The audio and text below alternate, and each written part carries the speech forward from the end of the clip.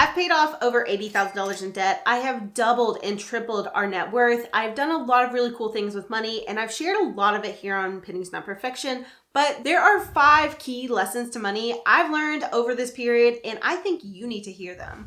The first is that focusing on income is so much easier than cutting. When you are working on having a better financial life, you can only cut so far with your budget. You can only cut out so many things until there's nothing left to cut. There's going to be a minimum amount you have to spend on just living, and that is covering the basics of shelter and clothing and food. Those are things that you're going to have to spend no matter what. There's only so many ways to cut those, and if you don't have certain privileges, you can really not cut them as much as people think. Frugality is great, but it can only get you so far. You have to work on the other side of the equation, which is increasing your income. And increasing your income can be a lot easier because there's unlimited potential. There's a lot of different ways you can do it as well. You can work on your career. You can work on getting a raise at your current job. You can change jobs for a higher paying job. You can start a side hustle. If you're hourly, you could work overtime. You could also do something on the side. You could have a side hustle. You could have a side job, a second job. These things aren't always fun, but there is more options and more unlimited potential to increase the income. Maybe you start a business. Maybe you start something like a YouTube channel that makes money. There's all these different ways you can increase income. There's unlimited potential. It might take longer to make some of them work, to make some of the things happen, but there's more opportunity than there is to actually cut expenses. Second lesson is that you need to make room in your budget, in your spending for the things that you love. Budgeting is great, but it should not be all about restriction. You only live once, and that is something that can get you in trouble financially, but it's also something that you need to remember. You only get this one life. If you're not doing things you love, what is the point? Money should be used to elevate your life, to make your life better, to make your experience here on earth a happier, more wonderful experience. And if you have the money, you should use it on things that give you joy. Cutting everything out just to save money for an unknown reason or for no reason at all, just to like fire or to eventually have a big pile of money later down the road, is not the way to go. You need to be responsible and take care of those things for your future. Definitely take care of your future, but don't forget the present. Don't forget that you might not have a future. You might die. You might not be here. You need to make sure that you're having things you love and paying for those things now in the present, and use your money to make your life better. You definitely have to find the balance on this one. I feel like the personal finance community online can go way too far to one side where they want you to cut everything, never spend money, save it all in a little nest egg for the future that might not come, might not be there. But they want you to save every single dollar and maximize every single dollar for the future, to get rich, to be wealthy, to do something later on. But you definitely need to find the ways that you can use money to enjoy the now. That's not something we always talk about in the personal finance community, but I feel like it's a real life thing that needs to be discussed, because you need to be using your money in the present to do things you love so that you aren't so bitter and give up on all the other things like budgeting and saving for the future. You have to find the balance where you're enjoying and also saving. And I feel like a lot of people cut out the enjoyment and only focus on the saving and deprivation. And then, of course, it all falls apart. They're miserable, so they throw it all away. Don't do that. Find things you love, make sure they fit in your budget and in your plans, and then go live your life. Another lesson is to always take the free money. It is insane how many people I see talking about 401ks being a scam and things like that. So people don't sign up and they don't take free money from their employer, free money, which is dumb. I saw so many people at my old company do this. They would just never sign up for 401k, even though there was matching. So they would basically lose out on 4% of their potential income because they didn't take a couple extra steps and give up the money now for the returns. If there is a matching program at your company with your retirement plan, you should be taking that because that is part of your compensation. Not doing that is basically telling your company that they can keep that 4% of your pay for themselves. Like, that's nice of you to donate 4% of your potential pay to your company, but why would you do that? Why would you do that? Take what you can get. Always accept the free money. It's for you. It's part of what they plan to pay you.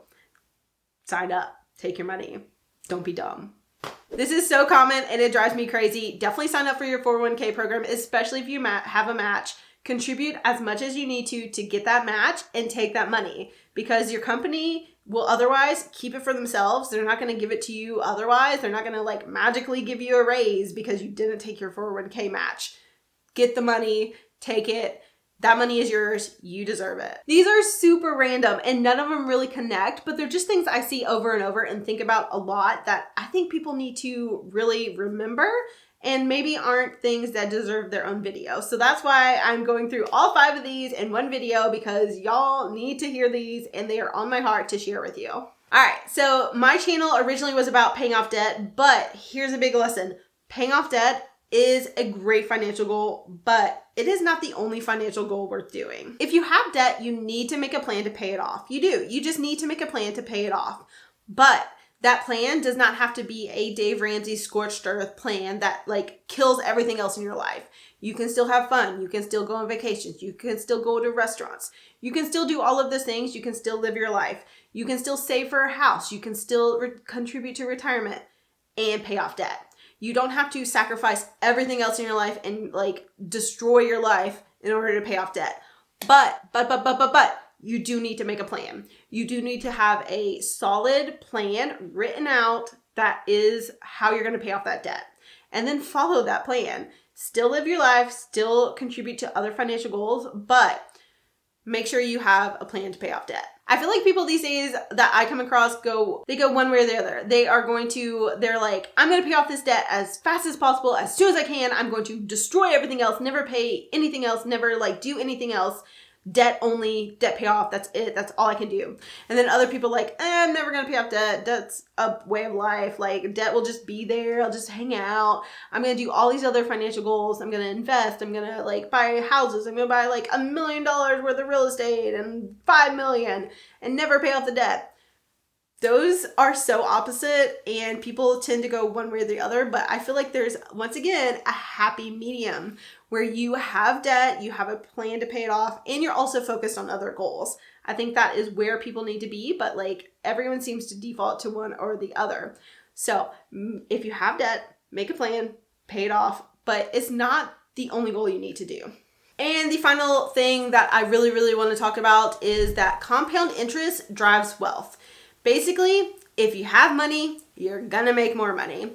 And this is obviously how people become really, really, really wealthy, but it's also important for those of us who are trying to build wealth now and create things like generational wealth for the ones that come after us. It is something that if you want to have a decent or luxurious like retirement in the future, things that you need to think about as you are going through life. Because if you invest early and often, you're going to build more wealth because that money is going to compound and grow. So if you want to build wealth, if you want to have a better life in the future, you need to be investing and finding ways to compound the money that you have to make that money work for you to grow so that you can have the wealth that you want later.